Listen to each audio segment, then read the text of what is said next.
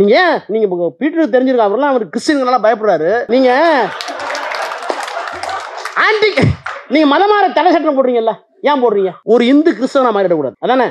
ஒரு இந்து முஸ்லீமா மாறிடக்கூடாது. நான் கேட்கிறேன், ஏன் ஒரு இந்து ஒரு கிறிஸ்டியன் ஒரு முஸ்லீம் இந்து மதத்தை நீ மாத்த மாட்டேங்கிறீங்க? மாத்த முடியுமா உன்னால? எந்த ஜாதியில வைப்ப? ஒரு இஸ்லாமியன் இந்து மதம் நான் கூட்டு வர ஒரு ஆள, எனக்கு வேண்டிய ஒரு இஸ்லாம் நண்பர் இருக்கான், அவனை கூட்டிட்டு வந்து பயங்கரமா சொல்றேன், எனக்கு இந்து மதம் பிடிக்குது, இந்த பண்பாடெல்லாம் எனக்கு பிடிக்குது, என்ன இந்து மதத்தில் சேர்த்துக்க சொல்லனா அவனை படையாச்சல் வைப்பியா, பறையன்ல வைப்பியா, தேவர்ல வைப்பியா, நாடார்ல வைப்பியா? வைக்க முடியாது. உன்னால இழுத்துக்க முடியாதான் இன்னொருத்தர் போகாம பாத்துக்கிறேன். 108 காசு சொன்னார் பீட்டர் அல்போன்ஸ். எதுக்கு 108 காசு ஒரு முஸ்லீம்? ஸ்ரீரங்கம் கோயிலே திருமங்கை ஆழ்வார் புத்தர் சிலையை கட்டி தான் கொண்டு போனார். முழு தங்க சிலையை, புத்தர் சிலையை எடுத்துக்கொண்டு போய் அதை உருக்கி விட்டுதான் இன்றைக்கு ஸ்ரீரங்கம் கோயில் இருக்கிறது. இதை சொன்னா நான் பெருமாளுக்கு எதிரின்றோம். வரலாற்று உண்மையை சொன்னால் நான் கடவுளுக்கு எதிரி. இந்த வக்ஃப் திருத்த சட்டத்தை எதிர்த்தவர்கள் வெறும் 5% கூட இருக்க மாட்டாங்க. 5% கூட இல்ல. வந்தவர்கள் எல்லாம் RSS. காங்கிரஸ் அரசு கறந்துருப்பான்ல, எல்லாம் பேசியிருக்காங்க. காங்கிரஸ்குள்ள தான் அதிக அரசு கறந்தாங்க. 1932 வரை இந்த சென்னைக்கு அவ்வளவு பெரிய காந்தி வந்தால் மயிலாப்பூரில் இந்திய தேசிய காங்கிரஸ் கட்சியினுடைய தலைவராக இருந்த சீனிவாச ஐயங்கார் வீட்டு திண்ணையில் தான் அவருக்கு இடம். இன்றைக்கு ராகுல் காந்தி காந்திக்கு பேரனா நேருவுக்கு பேரனான்னு தெரியாது, அவர் இன்றைக்கு பெரியாரின் பேரனாக இருக்கிறார். நான் யார் என்பதை தீர்மானிக்கிறது அந்த மொழிதான் பிரிக்கிறது, மதம் சேர்க்கிறது என்றால் சொல்றேன் எவ்வளவு பெரிய முட்டாள் இருக்கணும். ஆனா அவர் பிரதமராக இருக்காங்க தான் பிரச்சனை. நான் ஒன்னும் ஆவேசமா பேசல, உண்மையை தான் சொல்றேன். பீட்டர் நான் சிக்கிற மாதிரி பாக்குறாரு அவர். இவன் கொண்டு வர தத்துவம் என்னன்னா, என் வீட்டுல இதா இருக்கும், நீ சாப்பிடலாம் உதப்பேன், என் வீட்டுல நீ சாப்பிடலாம், நீ மனுஷனே இல்ல. இப்படி ஒரு கலாச்சாரத்தை உருவாக்கி கொண்டிருக்கிற ஒரு அயோக்கியத்தனத்தை இன்றைக்கு பண்ணி கொண்டிருக்கிறார்கள். சிறுபான்மை மக்களுக்கான உபக்குழு ஒண்ணு வச்சாங்க. அதுக்கு தலைவர் யார் தெரியுமா? சர்தார் வல்லபாய் பட்டேல். சுதந்திரம் கொடுக்காதனர். நேரு இருக்காரு, காந்தி இருக்காரு. நாங்க நேருவும் காந்தி எங்கள்கிட்ட படிச்சாரு, அதனால பிரச்சனை இல்ல. அதுக்கு பிறகு வரவன் எப்படி இருப்பான்னு கேட்டார். நான் பொறுப்பு இல்ல, ஏதாவது பேசுனீங்களா? சில இடங்களில் சங்கராச்சாரியர்கள் ஈடுபட்டு கொஞ்சம் மத நம்பிக்கையெல்லாம் காப்பாற்றுவதற்கு புண்படக்கூடாது, அதனால தானே எச்சு இலையில உருண்டாது பப்ளிக் ஆர்டர் மொராலிட்டிங்கிறீங்க. எச்சு இலையில உருள்றது பப்ளிக் மொராலிட்டினா சொல்ற ஆளுக்கு என்ன மொராலிட்டின்னு எனக்கு தெரியல. பிபிசியில் மாட்டிக்கிட்டாருன்னு சுப்ரீம் கோர்ட் ஜட்ஜி பிபிசியில் மாட்டுறாரு இல்லையோ, as a student of law நான் சொல்றேன், பீட்டனுக்கு தெரியும். 4 பேர் 5 பேர் செஞ்சு ஒரு பெஞ்சில் உட்காந்தா ஜட்ஜ்மெண்ட் எழுதுனா 2 பேர் டிசன் நோட் கொடுக்கலாம், இல்லைன்னா ஒருத்தர் எல்லாத்தையும் சேர்த்து எழுதலாம், யுனானிமஸா கொடுக்கலாம். ஆனா ஜட்ஜ்மெண்ட் எழுதுன யாருன்னு அதுல இருக்கணும். 5 பேர் எழுதுனா இது ஒரு பெஞ்சுன்னு வச்சுக்கீங்க, இந்த 5 பேர் சேர்ந்து ஜட்ஜ்மெண்ட் கொடுக்குறாங்க. ஒன்னு பீட்டர் கையெழுத்து போடணும், இல்லைன்னா மருதன் கையெழுத்து போடணும். கையெழுத்தே இல்லாம ஒரு ஜட்ஜ்மெண்ட் வருது. அண்ணா வழி கலைஞர் வழிலாம் போய் பெரியார் வழி தான் எடுக்கணுமோ?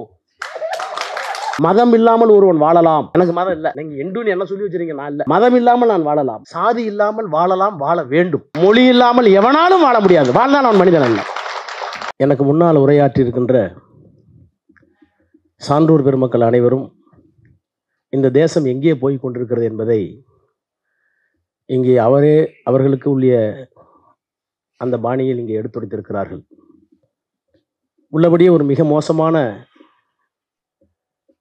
அழுத்தமான சூழலில் இந்த தேசம் சிக்கிக் கொண்டிருக்கிறது என்பதை உணர்ந்திருக்கின்ற மாநிலங்களில் முதல் மாநிலமாக தமிழ்நாடும், அந்த தமிழ்நாட்டிலேயே சென்னையிலே முதல் கருத்தரங்கத்தை தொடக்கி வைத்திருக்கிற பெருமை இந்த வாய்ஸ் ஆஃப் தமிழ்நாடு என்கின்ற இந்த அமைப்பிற்கு இருக்கிறது என்று எண்ணுகிற போது, இது வாய்ஸ் ஆஃப் தமிழ்நாடு மட்டுமல்ல, வாய்ஸ் ஆஃப் வாய்ஸ்லெஸ் என்று சொல்லக்கூடிய குரலற்றவர்களின் குரலாக இந்த நிகழ்ச்சியை ஏற்பாடு செய்திருக்கின்ற அனைத்து நண்பர்களுக்கும், தோழர்களுக்கும், தோழியர்களுக்கும் என்னுடைய சிறந்தாழ்ந்த வணக்கத்தை, பாராட்டுதலை முதலில் நான் தெரிவித்துக் கொள்கின்றேன். இப்படிப்பட்ட ஒரு குரலை எடுப்பதற்கே ஒரு மன வலிமை வேண்டும். இந்த முறை நாடாளுமன்றத்திலே நான் 6வது முறையாக வெற்றி பெற்று போன போது பாரதிய ஜனதா கட்சியில் இருக்கிற என்னுடைய தனிப்பட்ட நண்பர்கள் என்னிடத்திலே கேட்ட கேள்வி, நீ எப்படி வெற்றி பெற்று வந்தாய், உனக்கெல்லாமா இன்னும் ஓட்டு போடுகிறார்கள்? ஏன்னா இப்ப தோழர் சொன்னார்ல, இப்படி பேசுறவர், அவர் சொன்னார்ல, முடிஞ்சா பெரியாரை சொல்லி வச்சுட்டு வான்ட்டு. நான் பெரியாரை சொல்லிட்டு தான் ஓட்டு கேட்டு வந்திருக்கேன். நான் நாத்திகன் என்பதை பலமுறை சொல்லியிருக்கிறேன். என்னை இந்துக்கு விரோதி என்று விளம்பரப்படுத்தினார்கள். நான் கடவுள்களை எல்லாம் தூசிக்கிறேன் என்று பிரச்சாரம் செய்தார்கள். இன்னும் குறிப்பாக சொல்ல போனால், எனக்கு எதிர்த்து போட்டியிட்ட பிஜேபியினுடைய வேட்பாளர் ஒவ்வொரு கிராமத்திலேயும் போய் நான் இந்துக்கு விரோதி என்று சொன்னார்கள். அப்படி இருந்தும் என்ன காரணத்தினாலும் நீலகிரி மக்கள் என்னை தேர்ந்தெடுக்கிறார்கள் என்றால், அவர்களுக்கு பின்னால் தந்தை பெரியாரும், பேரறிஞர் அண்ணாவும், கலைஞரும் இன்னமும் நின்று கொண்டிருக்கிறார்கள் என்று நான் கருதுகிறேன். இவையெல்லாம் வடநாட்டிலே சாத்தியமே இல்லை. எப்படி முடிகிறது என்று கேட்கிறார்கள். ஆனால் எனக்கு இருக்கின்ற வருத்தம், பயமெல்லாம் இப்படி சொல்லிக்கொண்டே எங்கே நாம் பின்தங்கி விடுவோமோ என்கின்ற பயம் இருக்கிற காரணத்தினால்தான் அந்த பயத்தை போக்குகின்ற ஒரு கருத்தரங்கத்தை ஏற்பாடு செய்திருக்கிற நண்பர்களை நான் எண்ணி எண்ணி இருமாப்படைகிறேன், மகிழ்ச்சி அடைகிறேன். நம்முடைய பீட்டர் அல்போன்ஸ் அவர்கள் இங்கே சொன்னார்கள், ஒருவேளை அவரையும் அறியாமல் எங்கேயோ ஒரு குறுகுறுப்பு, நாம் ஒரு கிறிஸ்துவர், வெள்ளைக்காரர்களை பாராட்டி விடக்கூடாது அதிகமாக என்று ட்ரில்லியன் கணக்கில் இங்கிருந்து சொத்துக்களை எல்லாம் வெள்ளைக்காரர்கள் கொள்ளையடித்தார்கள் என்றார்கள். இது குறித்து சசி தரூர் புத்தகம் எழுதியிருக்கிறார். சசி தரூருக்கும் எனக்கும் ஆளுங்கட்சிக்குள்ளேயே சண்டை வரும். அவர் ஒரு பெரிய புத்தகத்தை எழுதினார், அங்கேயே போய் பேசினார். ஆக்ஸ்போர்ட்ல நான் அங்க இருக்க நாடாளுமன்ற உறுப்பினர்கள் எல்லாம் அழைத்து வைத்து பேசினார். எங்கள் நாட்டை எப்படியெல்லாம் கொள்ளையடித்தீர்கள் தெரியுமா? நான் இப்ப லண்டன் போயிருந்தேன், என்னை வேற ஒரு கல்லூரியில் கூப்பிட்டுருந்தாங்க. பேசி முடிச்ச உடனே உங்க ஊர் சசி தரூர் இப்படி பேசியிருக்காரு, அவங்க கருத்து என்னன்னு கேட்டாங்க. அது எனக்கு உடன்பாடு இல்லைன்னு சொன்னேன். என்னன்னு கேட்டாங்க, அடிச்சுட்டு போன அவ்வளோ ட்ரில்லியன் பணமும் இங்க இருக்கிற வளமும் மரங்கள் உள்ளிட்ட கனிம வளங்கள் எல்லாத்தையும் அடிச்சுட்டு போனாங்களே, அதுல ஏதாவது ஒரு துளி தாழ்த்தப்பட்டவன் பிற்படுத்தவன் சம்பந்தம் உண்டா? யாருக்காவது உண்டா? அந்த சொத்தெல்லாம் எங்க வீட்டு சொத்தா? அந்த சொத்து இங்க இருந்திருந்தா எங்களுக்கு கிடைச்சிருக்குமா? கிடைச்சிருக்காது. எந்த சொத்தும் டாட்டாவுக்கும் பிர்லாவுக்கும் போன சொத்தோ வெள்ளைக்காரர் அடித்த கொள்ளையோ எங்கள் சொத்து அல்ல, அது அவளுக்கு போக வேண்டிய சொத்தை அவர்களே எடுத்துக்கொண்டு போய்விட்டார்கள். வெள்ளைக்காரனுக்கு மட்டும்தான் தெரிந்திருந்தது எங்களுக்கு என்ன இல்லையோ அந்த கல்வியை, அந்த சுகாதாரத்தை, அந்த நாகரிகமான வாழ்க்கையை அவன் கொடுத்தான். எவனுடைய சொத்தோ கொள்ளை போவதற்கு என்னிடத்தில் கேட்காதே, எனக்கு கொடுத்த சொத்தில் தான் நான் கணக்கு பார்க்கிறேன். எனவே வெள்ளைக்காரன் எனக்கு வேண்டும் என்று தந்தை பெரியார் சொன்னார். 108 காசு சொன்னார் என்ன பீட்டர் அல்போன்ஸ். எதுக்கு 108 காசு ஒரு முஸ்லீம்? ஸ்ரீரங்கம் கோயிலே திருமங்கை ஆழ்வார் புத்தர் சிலையை கட்டி தான் கொண்டு போனார். முழு தங்க சிலையை, புத்தர் சிலையை எடுத்துக்கொண்டு போய் அதை உருக்கி விற்றுதான் இன்றைக்கு ஸ்ரீரங்கம் கோயில் இருக்கிறது. இதை சொன்னா நான் பெருமாளுக்கு எதிரின்றோம். வரலாற்று உண்மையை சொன்னால் நான் கடவுளுக்கு எதிரி. என்ன நடக்கிறது என்றால், இந்த அரசியல் சட்டம் வந்தபோது அரசியல் நிர்ணய சபையில் என்னென்னலாம் பேசப்பட்டிருக்கிறது. இன்றைக்கு மாறுபட்ட கருத்துகள் நிறைய இருக்கிறது. வல்லபாய் பட்டேலை பற்றி நிறைய கருத்துக்கள் இருக்கிறது. நானே கூட தேடினேன். அரசியல் பிரிவு 370 விவாதத்துக்கு வந்தபோது என்னால் பேச முடியவில்லை. என்ன டிஆர் பாலு பேசியதால் திராவிட முன்னேற்ற கழகத்துடைய நேரம் இல்லை என்று சொல்லிவிட்டார்கள். ஆனால் அன்றைக்கு நேரு மீது வைக்கப்பட்ட அவதூறுகளை எண்ணி எண்ணி எண்ணி இரவு பகலெல்லாம் நான் தேடி பார்த்த போது ஆச்சரியமாக இருந்தது. ஆச்சரியமாக இருந்தது. பிரதமராக இருக்கிற நேரு வெளிநாட்டிலே இருக்கிறார். எந்த காந்தியை கொன்றார்களோ அந்த RSS காரர்களை மீண்டும் காங்கிரஸில் சேர்க்க வேண்டும் என்ற தீர்மானத்தை வல்லபாய் பட்டேல் முன்மொழிகிறார். இவர்களுக்கு என்ன பாசம் வல்லபாய் பட்டேல் மேல? வல்லபாய் பட்டேல் ஒரு சுதந்திர போராட்ட வீரர். சமஸ்தானங்களை இணைப்பதில் அவருக்கு இருக்கிற பங்கு பெரும் பங்கு. ஆனால் நேரு இல்லாமல் அவர் மட்டுமே இணைத்து விட்டதை போலவும், அது எப்படி deputy prime minister can act without the knowledge of the prime minister? எப்படிலாம் சொல்றான் பாருங்க. எல்லாம் சேர்ந்து தான் முடிவு பண்ணாங்க. ஏன் அவருக்கு இவ்வளவு பெரிய சிலை ஏன் கொண்டாடுகிறார் என்றால், காந்தி இறந்ததற்கு பிறகும் கொல்லப்பட்டதற்கு பிறகும் RSS காரர்களை, இந்து மகாசபையில் இருக்கிறவர்களை காங்கிரஸிலே சேர்த்துக் கொள்ளலாம் என்ற தீர்மானத்தை கொண்டு வந்த போது அதை முறியடித்தவர் பண்டித ஜவஹர்லால் நேரு. எவ்வளவு பெரிய போராட்டங்கள். சோமநாதர் ஆலயத்தை நாங்கள் கஜானாவிலே கட்டித்தருவோம், இஸ்லாமியர்கள் படையெடுத்தார் சொன்ன போது முடியாது என்று மறுத்தவர் அவர்.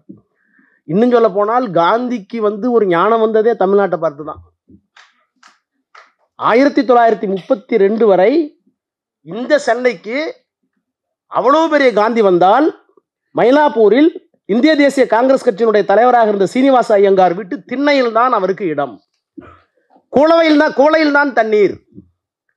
32 அது திரும்ப 42 வராரு. 42 வருகிற போதெல்லாம் சுயமரியாதை ஐயா கையில் எடுத்துட்டார்.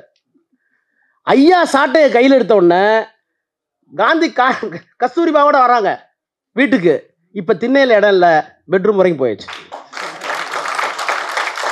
தேசபிதா காந்தியை திண்ணையில் இருந்து படுக்கை இறக்கி கொண்டு போன பெருமை திராவிட இயக்கத்துக்கு தான் உண்டே தவிர காங்கிரஸுக்கு இல்லை. என்ன பிரச்சனைனா, நான் நேரா காங்கிரஸ்ல அந்த மதவாதிகளை பார்க்குறேன். காங்கிரஸுக்குள்ள இருந்த புருஷோத்தம தாண்டனா இருந்தாலும், அந்த பெரிய பெரிய இந்து மதவாதிகள்லாம் இருந்தாங்கல்ல, அவர்களெல்லாம் பார்க்கிற போது இன்றைக்கு ராகுல் காந்தியை பார்க்கிற போது எனக்கு பெருமையாக இருக்கிறது. இன்றைக்கு வந்து ராகுல் காந்தி வந்து காந்திக்கு பேரனா நேருவுக்கு பேரனான்னு தெரியாது, அவர் இன்றைக்கு பெரியாரின் பேரனாக இருக்கிறார். செக்யூலரிசம் பேசுகிறார். என்ன புத்தகம் படிக்கலாம் என்று எங்களை எல்லாம் கேட்கிறார். நாங்கள் எல்லாம் கொடுத்து கொண்டிருக்கிறோம். இது நாட்டில் பெரும்பான்மையா காங்கிரஸ் வருமா என்பதல்ல. ஆனால் இன்னமும் நம்பிக்கை ஒளியை ராகுல் காந்தி மூலமாக, காங்கிரஸ் மூலமாக நாங்கள் பெற்றுக் கொண்டிருக்கிறோம் என்பது உண்மை. எவ்வளவு பெரிய அயோக்கியத்தனம்! இஸ்லாமியர்கள் என்றால் இந்த தேசத்திற்கு ஒன்றுமே செய்யவில்லை என்று அதை சொல்லுவதற்கு நமக்கு பயமா இருக்கு.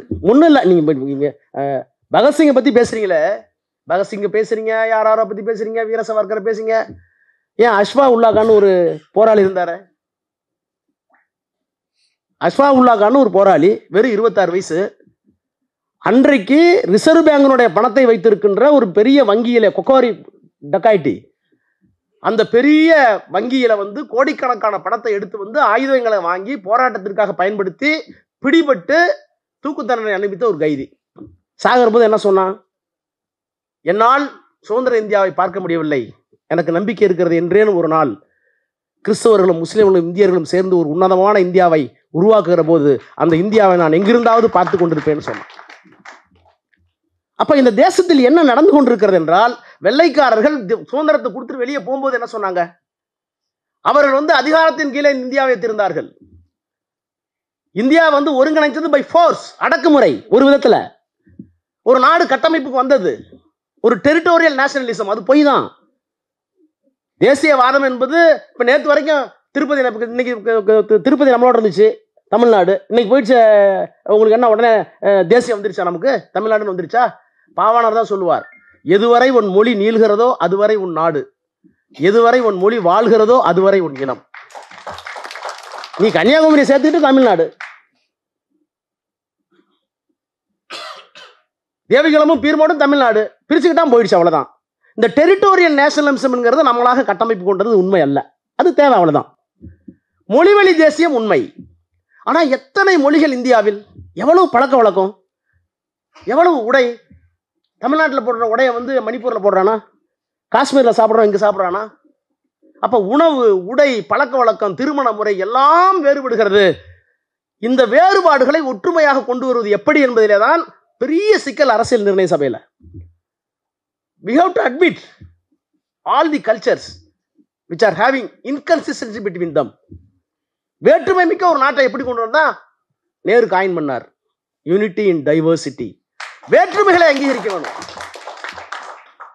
ஒருவேளை மருதையன் அவர்களுக்கு வந்து உடல்நிலை காரணமாகவோ அல்லது மூப்பு காரணமாகவோ நான் மாமிசம் சாப்பிடுவேன் என்ற வீட்டுக்கு வந்தால் நான் கண்டிப்பா போய் ஒரு ஐயோ மாமிசம் சாப்பிட மாட்டாரு, அவருக்காக புடலை வாங்கிட்டு வா, அவருக்காக பாவக்காய் வாங்கிட்டு சொல்லணும். அதை தான் அவருக்கு நான் பரிமாறணும். அவர் வீட்டுக்கு நான் போகிற போது எனக்கு எல்லா கறியும் பிடிக்கும், என்ன கறின்னு கேட்டு 10 கறி வாங்கிட்டு வந்து வச்சுங்க.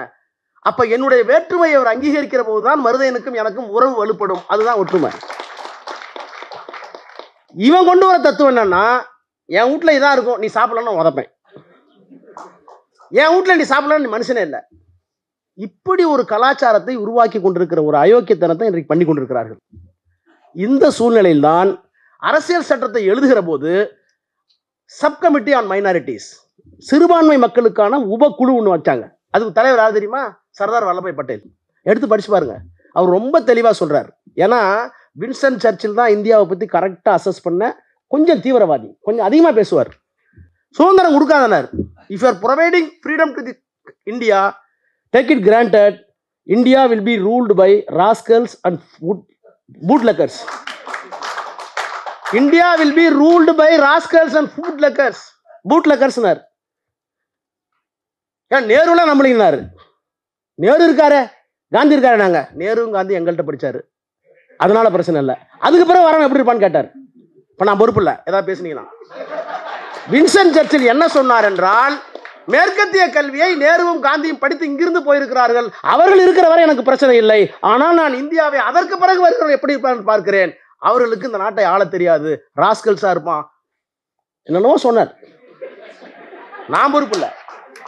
அவையெல்லாம் உண்மையோ என்று எண்ணக்கூடிய அளவுக்கு இன்றைக்கு இந்தியாவிலே நடைபெற்று வருகிறது. என்ன காரணம்? 1900 அரசியல் நிர்ணய சபையில் இஸ்லாமியர்கள் இருக்கிறார்கள், கிறிஸ்தவர்கள் இருக்கிறார்கள், சிறுபான்மை மக்கள் இருக்கிறார்கள். அவர்களுக்கு என்ன பாதுகாப்புன்னு தேடி தேடி தேடி தேடி கொண்டு வரப்பட்ட சட்டம் தான் அரசியல் சட்டம். அந்த அரசியல் சட்டத்தில் அவருக்கு எல்லா பாதுகாப்பு இருக்கு, தாழ்த்தப்பட்ட மக்களுக்கு பாதுகாப்பு இருக்கு. அதிலே கூட சில இடங்களில் சங்கராச்சாரியர்கள் ஈடுபட்டு கொஞ்சம் மத நம்பிக்கையெல்லாம் காப்பாற்றுவதற்கு புண்படக்கூடாது, மொராலிட்டி அண்ட் பப்ளிக் ஆர்டர். அதனால தானே எச்சி இலையில உருண்டாது பப்ளிக் ஆர்டர் மொராலிட்டிங்கிறீங்க. எச்சி இலையில உருள்றது பப்ளிக் மொராலிட்டினா சொல்ற ஆளுக்கு என்ன மொராலிட்டின்னு எனக்கு தெரியல. மைக்கேல் பட்டியல மதமாற்றங்கிறீங்க, சிபிஐ ஒப்படைக்கிறீங்க, சிபிஐ இல்லைங்குது. உள்ள எழுதின ஜட்ஜ் என்ன பண்றது?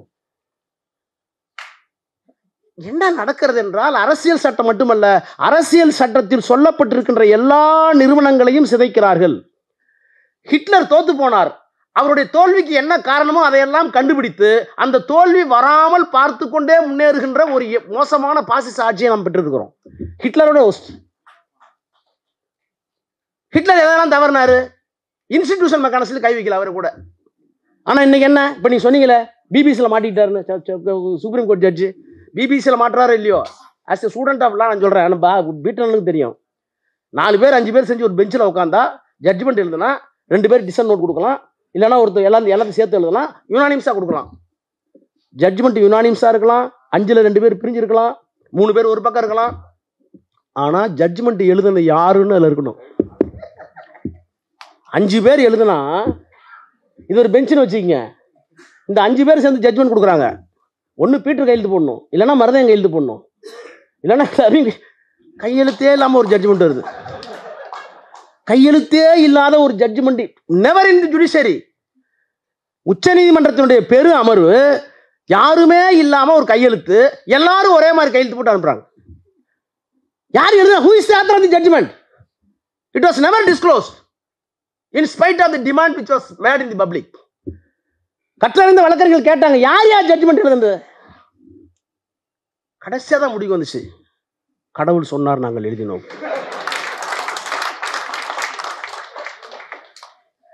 பெரியார் கடவுள் இல்லவே இல்லை என்று சொல்வதற்கு 1000 காரணம் என்று நினைத்தோம். ஆனால் சந்திரசூட் தான் சரியான காரணத்தை சொல்லியிருக்கிறார்.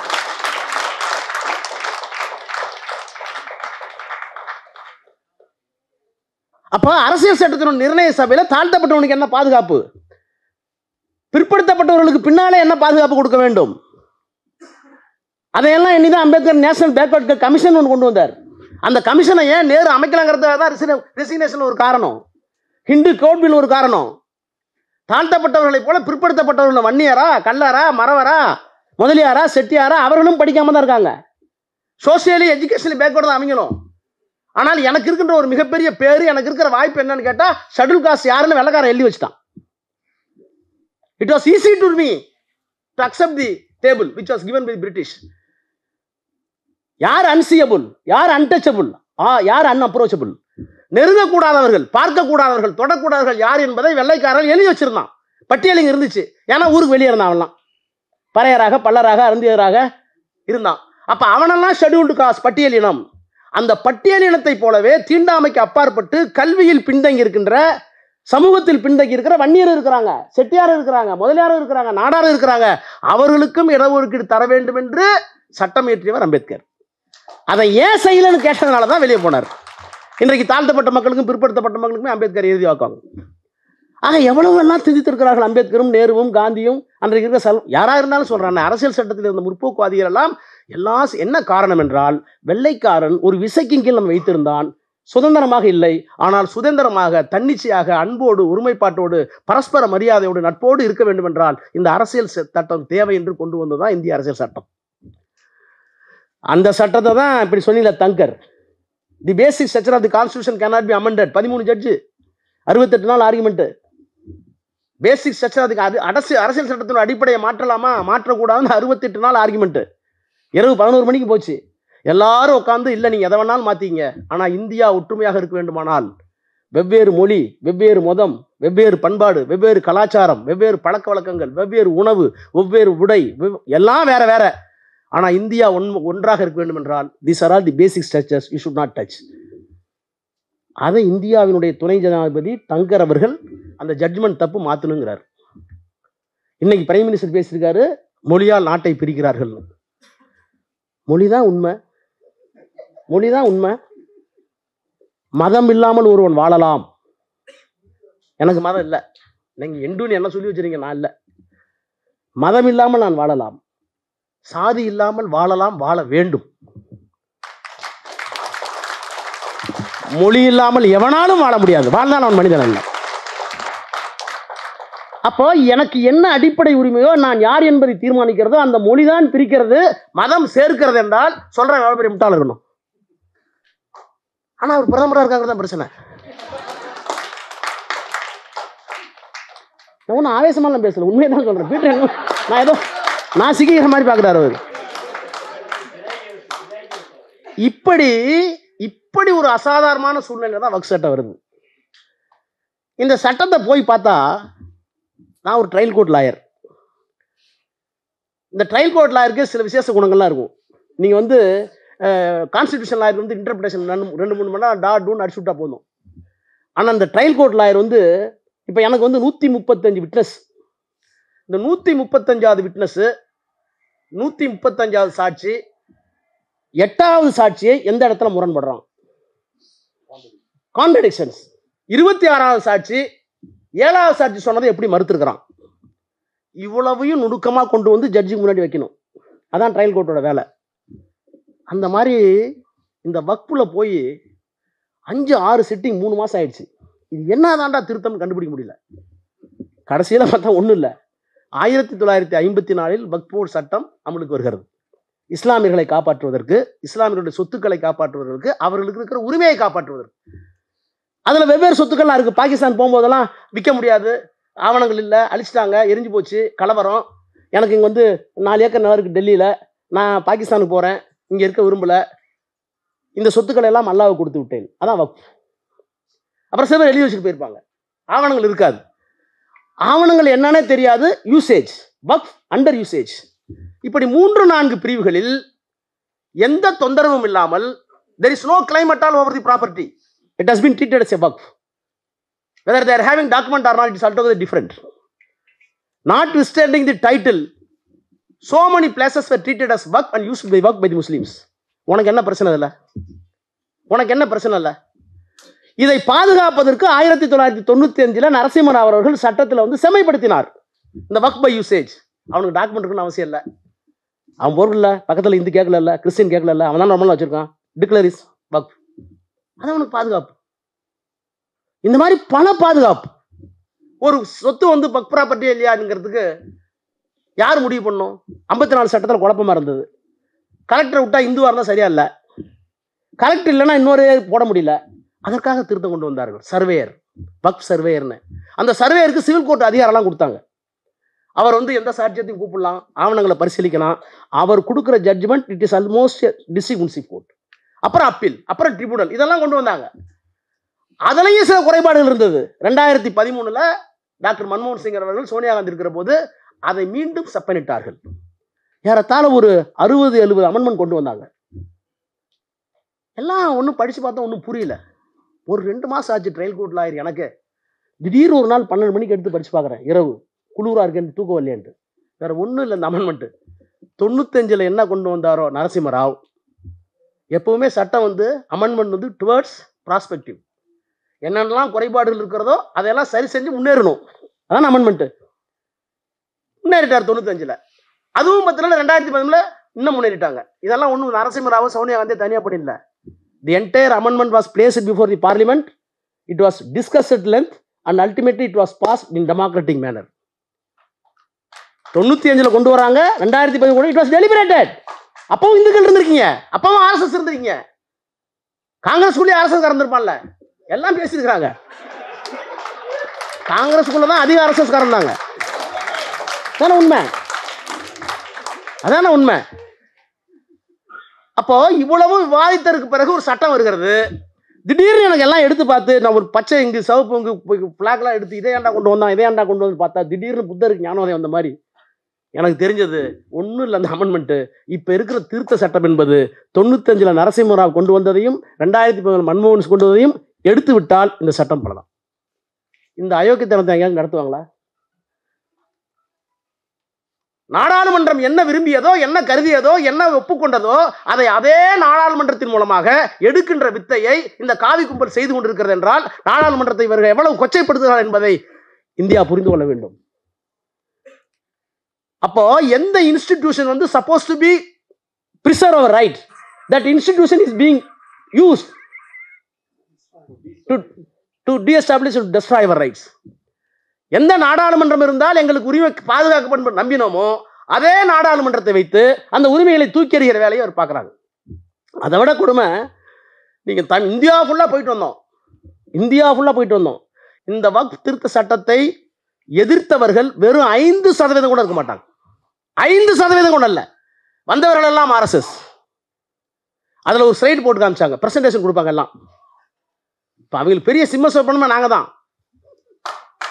நீங்கள் வந்து 70 லட்சம் 80 லட்சம்லாம் கொடுத்து சீனியர் கவுன்சில் அப்பாயின் பண்ணாங்க. சீனியர் கவுன்சில் வந்து அப்படியே பேசுவாங்க பம்பாஸ்டிக் லாங்குவேஜில். எல்லாம் கேட்டுட்டு ஒன்னொரு கேள்வியை கேட்டோம்னா தடுமாட்டி எந்திரிச்சு போயிடுவான். அதாவது 1995 சர்வே கமிஷனருக்கு தெரியாமல், அரசாங்கத்துக்கு தெரியாமல் சில வக்ஃப் ப்ராப்பர்ட்டி சில பேர்த்தினுடைய கையில் இருக்கு, அது உள்ளபடியே வக்ஃப் ப்ராப்பர்ட்டி. ஆனால் சர்வே கமிஷன் நடவடிக்கை எடுக்க மாட்டேங்கிறார், எடுக்காம பார்த்துக்கிறாங்க, கலெக்டர் எடுக்காம பார்த்துக்கிறாங்க. இந்த மாதிரி ஒரு அனுபவம் வக்ஃப் போர்டுக்கு அரசாங்கத்துக்கு வருது. இப்போ போலீஸ்காரர் தான் கொலையை கண்டுபிடிக்கணும், அவர் பார்க்கல, ஊரில் இருக்குன்னு சொல்ல மாட்டேங்கிறான். ஒரு புது மெக்கானிசம் தேவைன்னு நினைப்போம்ல, அது மாதிரி கலெக்டர் நடவடிக்கை எடுக்கல, survey commissioner contemplated in the Waqf Act did not act it, then what will be the consequences? If the board come to a conclusion or reliably learned it is a Waqf property, what type of remedy is there? அப்போ அதுக்கு ஒரு amendment கொண்டு வராங்க காங்கிரஸ் பீரியட்ல. என்ன பண்றாங்கன்னா, survey commissioner கொண்டு வரலாம்னு பரவாயில்ல, if the Waqf board reliably learned it is a Waqf property, then powers can be invoked under this act as if he is a survey commissioner. Survey கமிஷனருக்கு என்ன அதிகாரம் இருக்கிறதோ அந்த அதிகாரத்தை வக்ஃப் போர்டு பயன்படுத்தலாம். அப்ப சர்வே கமிஷனர் தப்பு பண்ணாலும், டிஸ்ட்ரிக்ட் கலெக்டர் தப்பு பண்ணாலும், அங்கே உட்கார்ந்திருக்கிற இந்துக்களாக இருந்தால், இஸ்லாமியர்களுடைய சொத்து வரும் என்று தெரிந்தால் அந்த போர்டே விசாரித்து அவரே சர்வே கமிஷனர் ஆகி அதை வக்ஃப் போர்டை டிக்ளேர் பண்ணலாம். இதுல உங்களுக்கு என்ன பிரச்சனை? அது இருக்கு, அது ட்ரிபியூனல் இருக்கு, எல்லாமே இருக்கு. இந்த பீரியட்ல உங்களுக்கு என்ன பிரச்சனை? ஏனென்றால் எங்கெங்கெல்லாம் வக்ஃப் ப்ராப்பர்ட்டி விடுபட்டு போயிருக்கோ அங்கெல்லாம் ஏறத்தாழ ஆயிரக்கணக்கான சொத்துக்கள், எண்ணிக்கையிலான சொத்துக்களை வக்ஃப் போர்டு கடந்த காலத்தில் கண்டுபிடித்திருக்கிறது. அந்த இடத்தை வைத்திருந்தவர்களெல்லாம் இந்துக்கள். இப்போ நீ செஞ்சது தப்புன்னு சொல்ல முடியல, அதுக்கு பதிலா நீ செஞ்சதுக்கு காரணமா இருந்தாலும் செக்ஷன் 40 அதையும் எடுத்துட்டோம். முடிஞ்சதா? மாட்டுக்கு கொம்பு இருந்தா தானே முட்டும், கொம்பையை எடுத்துடுறோம். கால் இருந்தா தானே உதைக்கும், காலையை கட் பண்ணிடுறோம். இப்படி ஒரு அயோக்கியத்தனம். அப்புறம் சர்வே கமிஷனர் இருந்தார்ல, அவர் independent officer, appointed under this act, அவர் இண்டிபெண்டன்ட் ஆபீசர். இப்போ அதை எடுத்துட்டு மாவட்ட ஆட்சியர் அங்கே இருக்கார். நான் என்ன கேட்குறேன், the dispute between the government and the Waqf board. ஒரு கேஸில் அரசாங்கத்துக்கு வக்ஃப் போர்டுக்கு பிரச்சனை வருது, முடிவு பண்ண வேண்டிய ஒரு கலெக்டர். நீங்கள் வக்கீலுங்க யாராச்சும் வந்தாலும் தெரியும், நேச்சுரல் ஜஸ்டிஸில் வந்து ஒரு முக்கியமானது வந்து no one can be judge for his own cause. நான் சம்பந்தப்பட்ட வழக்கிற்கு நானே நீதிபதியாக இருக்க முடியாது. கலெக்டர் தான் ரெவன்யூ ஹெட்டு. அரசாங்கத்துக்கும் வக்ஃப் போர்டுக்கும் பிரச்சனை, இது அரசாங்க சொத்தா வக்ஃப் போர்டு பிரச்சனைன்னு அதுக்கு வந்து இவரே கலெக்டரே இருந்துக்குவாரா?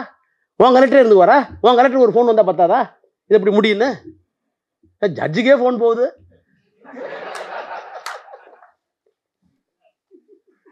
இதை நாங்கள் கேட்டோம், no one can be judge for own cause, how it is possible. அதை நான் நேராகவே கேட்டேன். See you are going to enact this law in this parliament. 5 கிலோமீட்டரில் சுப்ரீம் கோர்ட் இருக்கு, அங்கே அது ஸ்டக் டவுன் ஆகிடுன்னு அதுக்கு ஒருத்தர் சொல்கிறான், அதையும் நாங்கள் பார்த்துக்குறோங்கிறான்.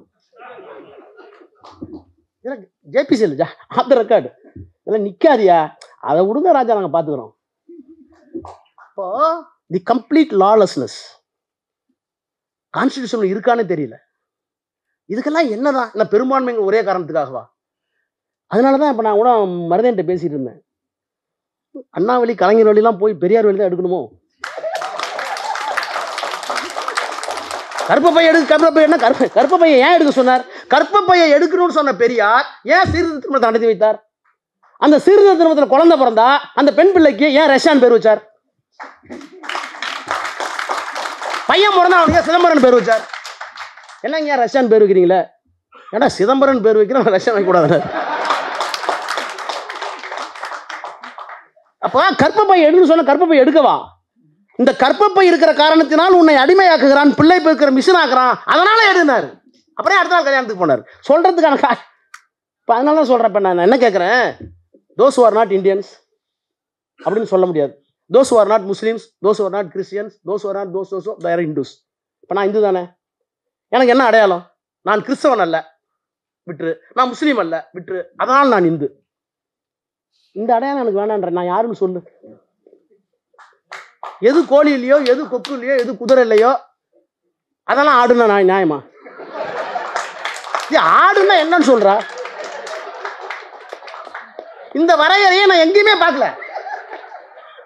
இப்போ பீட்டர், நான் வந்து தனிப்பட்ட முறையில் சொல்றேன், திமுக துணை பொதுச்செயலாளர் வேணாம், நான் தனிப்பட்ட முறையில் சொல்றேன். இப்போ இங்க நடக்கிற இந்த அயோக்கியத்தனத்தெல்லாம் பார்த்தா the only remedy is you have to declare we are not Hindus. நான் சைவனா இருந்துட்டு போறேன் சார், நம்ம கடவுள் நம்ம ஏன் நம்பிக்கை உங்களுக்கு திணிக்கல. தென்னாடுடைய சிவனே போற்றி எந்நாட்டவருக்கு நிறைவா போற்றினாங்க. வச்சுக்கங்க, எங்க ஊர்ல சிவன், உங்க ஊர்ல அல்லா, உங்க ஊர்ல இயேசுநாதர். சைவம் இருக்கட்டும், திருமால் வழிபாடு இந்த வைணவம் கூட இருக்கட்டும், முருக வழிபாடு கௌமாரம் கூட இருக்கட்டும், விநாயகருக்கு உன்ன காணபத்தியம் இருக்கட்டும். இந்த எல்லா மதத்தையும் சேர்த்து ஒன்னாக்கனவர் தானே சங்கராச்சாரியார், சன்மத ஸ்தாபகர். அயோக்கியத்தனத்துக்கு பேரு சங்கராச்சாரி. எல்லாம் ஆட்டுக்கறி, மாட்டுக்கறி, பன்னிக்கறி, பாம்பு கறி எல்லாத்தையும் ஒன்னா போட்டு குட் நான் வெஜிடேரியன் லேபிள் போட்டா.